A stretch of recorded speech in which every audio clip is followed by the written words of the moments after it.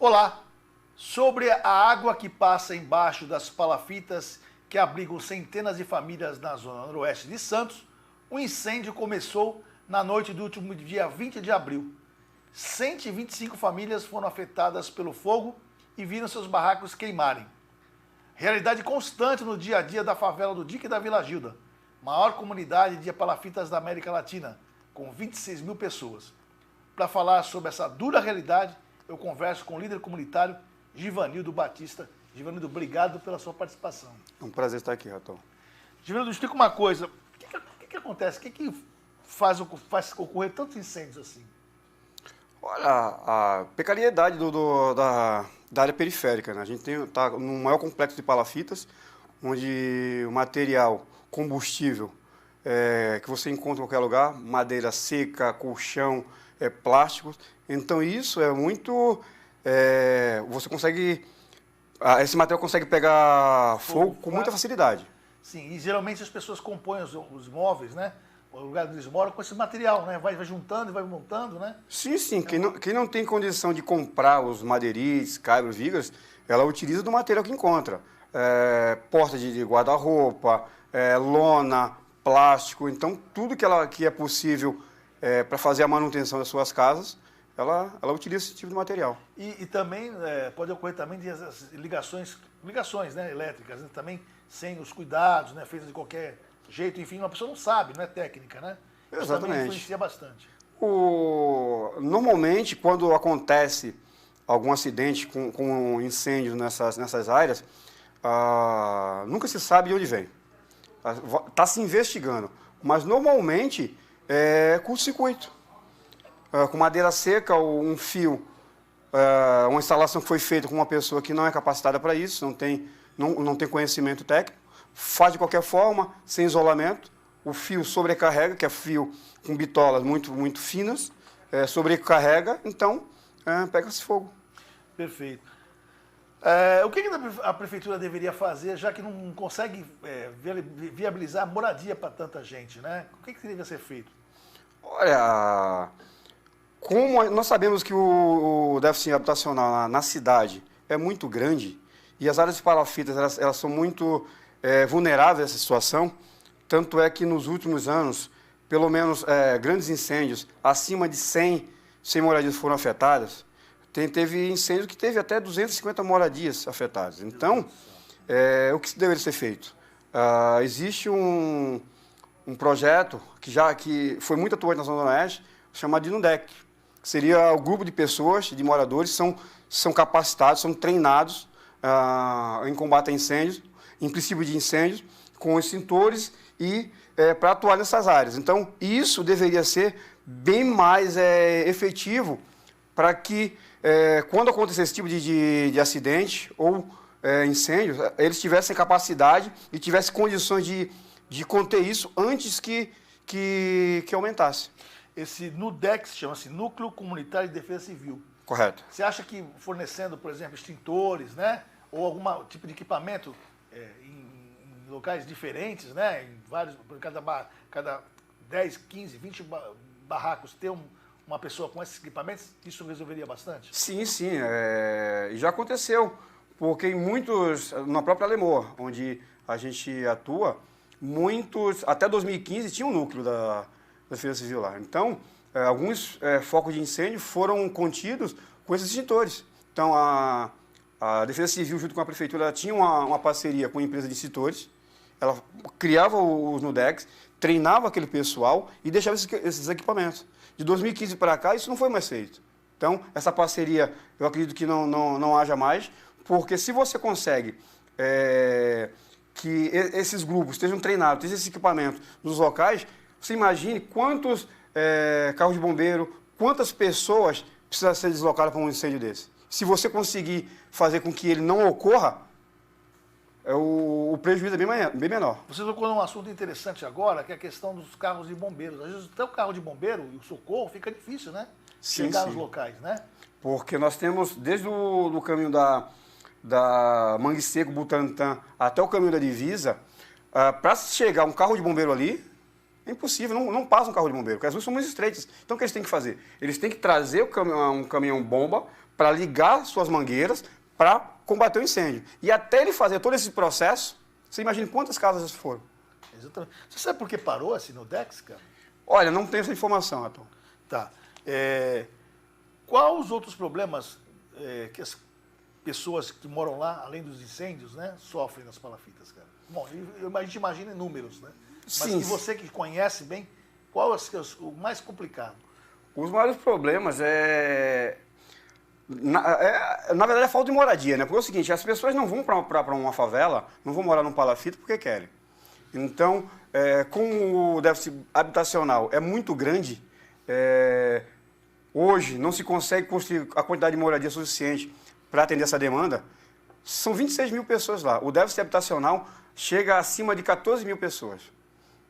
Então, como é que você vai construir anualmente 14 mil moradias se você não tem uma área? Inclusive, perdemos 4 quilômetros de áreas aqui em Santos, que era do SPU, que foi passada para o município para ser construída moradias populares, e não foi feito, foi perdido o prazo para isso. Então, o maior problema da habitação é esse, que não tem área para ser construída, o custo de vida aqui em Santos, ou na cidade de Santos, ou no litoral é muito alto, as pessoas vêm para cá para um aluguel, não conseguem pagar o aluguel, vêm para os fitas.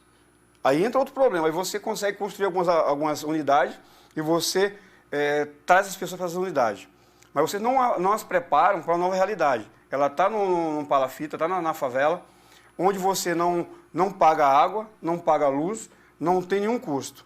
E você não prepara essa pessoa para uma nova realidade, que ela vai ter que pagar suas prestações do seu imóvel, você tem o gás, tem a água, tudo isso, e você não prepara. E você dá mais uma dívida para essa pessoa durante 30 anos. Ela vende e volta para a palafita. Exatamente. O que nós, nas nossas atuações, o que nós discutimos é isso. As pessoas não querem morar em palafita, mas elas também não querem ir para uma unidade, vão passar 30 anos pagando, e muitas dessas pessoas, ela vive da coleta de material reciclado. A sua renda não passa de um salário mínimo. Entendi. E, em média, o custo para você manter uma unidade dessa é entre 600 a 800 reais. Só de prestação? Entre prestação, água, luz. Então metade compromete metade do salário mínimo, né? Exatamente. Em alguns casos, muito mais da metade da sua renda. Como é que você vai manter uma unidade dessa? Ou seja, a única alternativa seria baixar esse custo, né? Sim. O que nós discutimos, por exemplo, que essas moradias elas sejam feitas de uma forma que, se eu preciso de uma área e a pessoa tem um imóvel ali, que eu abata uma parte desse valor, pelo menos do material que essa pessoa teve que gastar para construir sua unidade, ponto. E a segunda é preparar essas pessoas. Se elas não são capacitadas, não têm estudo, vamos preparar. Todo projeto, ele tem médio e longo prazo. Então, se eu vou ter que fazer uma intervenção naquela área, e eu já sei as pessoas que vão sair, trago essas pessoas, capacito. Se elas não estão em estudo, vamos colocá-las, vamos capacitá-las de alguma forma, dar uma profissão para elas, para que elas possam manter suas unidades. E criar empregos para que elas possam fazer isso. E outra questão é tirar do seu convívio social. Porque se eu pego uma pessoa que tem um custo de vida que é baixo, e eu tiro ela, por exemplo, da Zona Noroeste, e ponho no Gonzaga, ela não vai conseguir se manter. Porque o custo é muito alto, né? Muito alto. Nós temos o exemplo da antiga favela do Caldeirão do Diabo, que é a Vila Santa Casa. Como é que eu construo um conjunto aparentemente bonito, bem localizado, numa área nobre, para pessoas que a renda dela já é difícil? E ainda construo com elevadores. Durante 5 anos, e está sendo uma discussão agora, que para quem vai fazer a manutenção desses elevadores? Exatamente. É um condomínio, né? Um condomínio. Com todos os custos de um condomínio. Então você acha que uma pessoa que estava morando praticamente num cortiço, no Caldeirão do Diabo ali, você acha que essas pessoas ela vai ter condição de manter aquele imóvel? Então não dá. Então o que nós discutimos é isso. O convívio social, se eu tenho um terreno numa área nobre, que eu faça uma permuta. Tem áreas no Noroeste, área que o custo de vida é menor, eu faço a permuta, pego essa área, construo e não tiro também aquelas pessoas do seu convívio. Entendi. onde conhece a vizinhança, onde tem conhece os comerciantes, né? Tem todo um trabalho ali, sim, né? sim. Acostumado. Givanildo, explica uma coisa. Seria o certo você, já que não tem como tirar as pessoas, né? Já estão praticamente consolidadas essas ocupações, enfim, fazer mutirões para construir uma habitação melhor, né? Mais sólida, mais segura.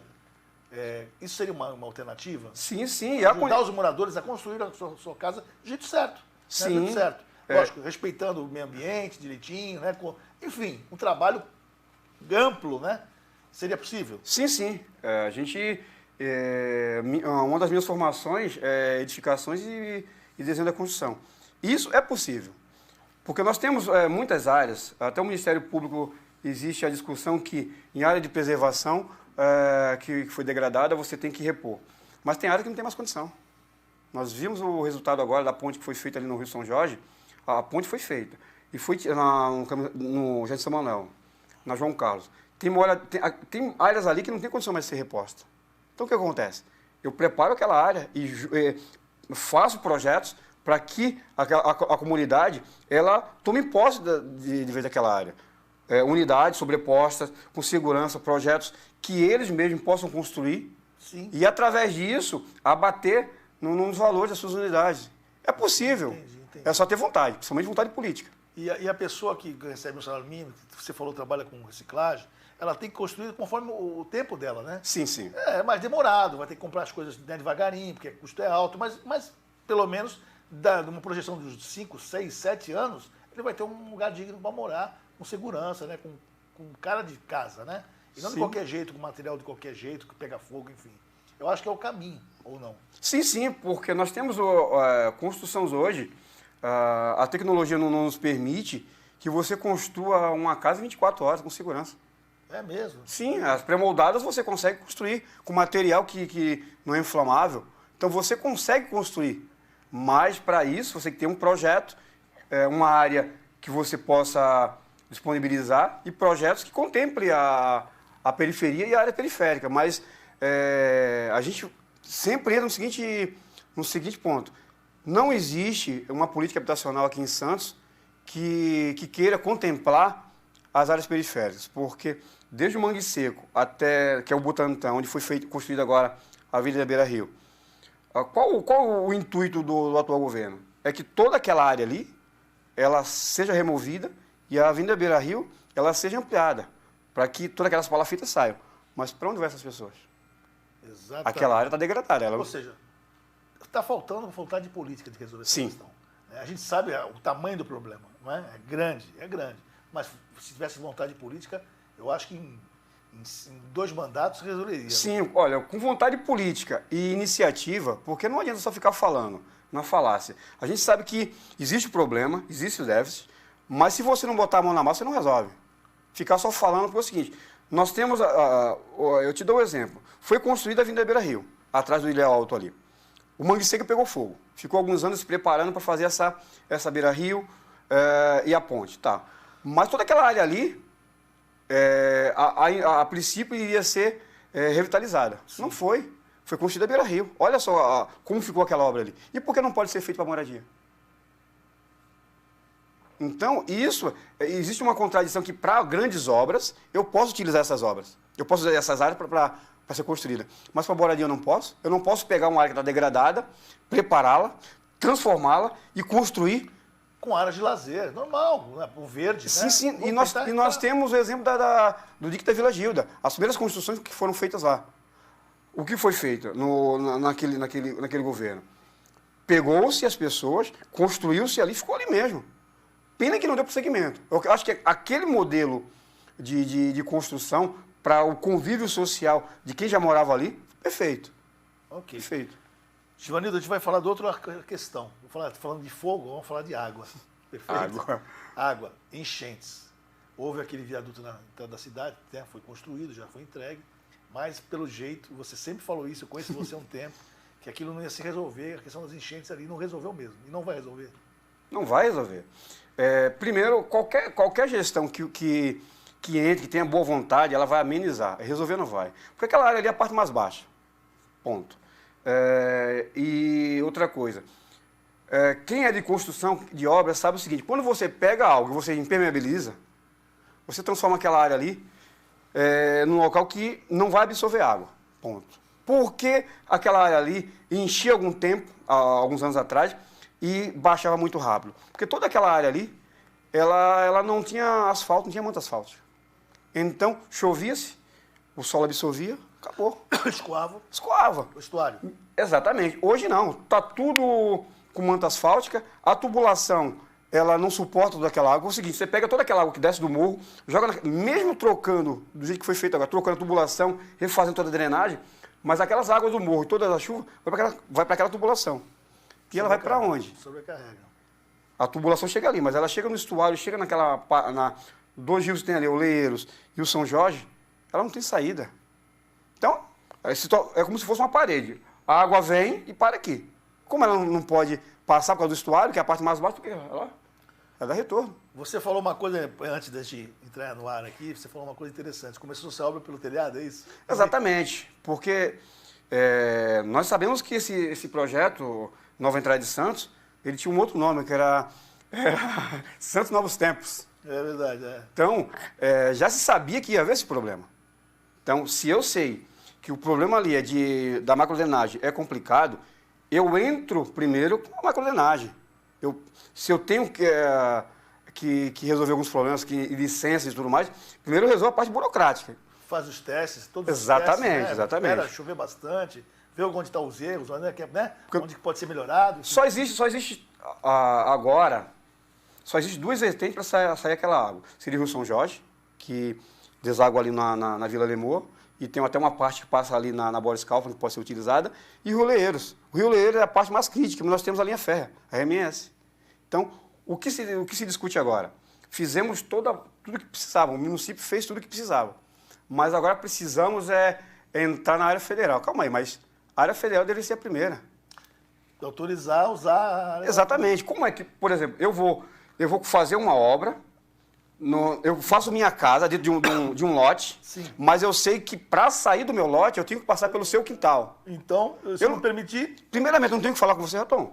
Eu estou fazendo a minha área aqui, você me venderia, me cederia, me daria a concessão dessa área para que eu possa passar aqui. Se você não fizer isso, eu vou ficar com a minha casa linda, maravilhosa, e não vou para lugar nenhum. Vou ter que comprar um helicóptero e passar. Foi o que aconteceu. Como é que eu vou fazer embelezar a cidade, embelezar a Zona Noroeste, fazer a entrada da cidade bonita, se eu não converso com o governo federal e falo assim, olha, eu preciso fazer essa obra aqui. Então, vamos primeiro fazer essa aqui, para que eu possa trazer a obra que já está em projeto, para a gente só interligar? E não fizeram isso. Então, como é que eu vou resolver esse problema? Agora, a parte do município foi feita. Agora, o federal e o estado têm que se unir, mandar dinheiro, para que a gente possa fazer a obra. Eu não entendo isso. Entendi. Então, até vir dinheiro, até liberar, isso vai se arrastar por alguns meses, né? Se é que vir meses. Raton, eu sou até meio pessimista. Eu acredito, porque aí é onde vem. Existe o ASAI, que precisa fazer o piscinão ali, e a central de bombeamento, a estação elevatória. Já existe nos bastidores que talvez o ASAI não ceda aquela área ali. Existe talvez uma permuta para eles cederem a área, fazer o piscinão, para se fazer essa obra. Aí tem o outro problema do federal liberar, porque é o seguinte, a MS, o transporte de vagões e de cargas ali é muito grande. Você acha que eu vou parar tudo que eu faço, a parte financeira, para fazer aquela drenagem? Tem razão, vai ter que parar, né? Parar o transporte. Quantos meses eu vou ter que parar para tirar os trilhos, botar as manilhas, fazer todo esse trabalho para que eu possa conduzir essa água? E quem vai custear o meu prejuízo? Por onde eu vou levar a minha mercadoria? No porto. Exatamente. Como é que eu vou... Criou-se ali uma sinuca de bico. Vamos dizer assim. Exatamente, porque é igual eu falei para você, não se constrói uma casa pelo telhado, se constrói pela fundação. Todo o projeto você começa pela fundação. Então, se você não fez isso, então, as pessoas que estavam acreditando que esse projeto iria resolver o problema da enchente na Entrada de Santos, e causou mais problemas, porque antes era só na Entrada de Santos. Agora você vê que toda a Zona Oeste ela alaga. Meu Deus, piorou. Piorou? Piorou. Então você vê que locais da Zona Noroeste que não alagavam, hoje alaga. Porque você impermeabilizou tudo que precisava, você fez os canais, mas a quantidade de água é muito grande para que você conduza numa área baixa. Perfeito.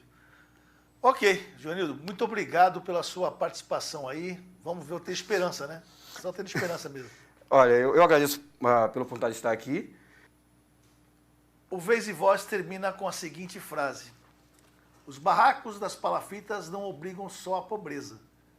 Abrigam trabalhadores, mães e pais de família que trabalham com nobreza, muita nobreza, que buscam honestidade e seu pão. Abrigam seres que não podem ser esquecidos, que não podem ser direitos suprimidos na ausência de saúde e educação. A frase de Rodrigo dos Santos Dias. Obrigado. Obrigado. O Vez e Voz fica por aqui. Curta, compartilha, www.diariodolitoral.com.br, redes sociais. Mande sugestão de pauta, entrevistado pelo 99146-7060. Até a próxima sexta. Tchau.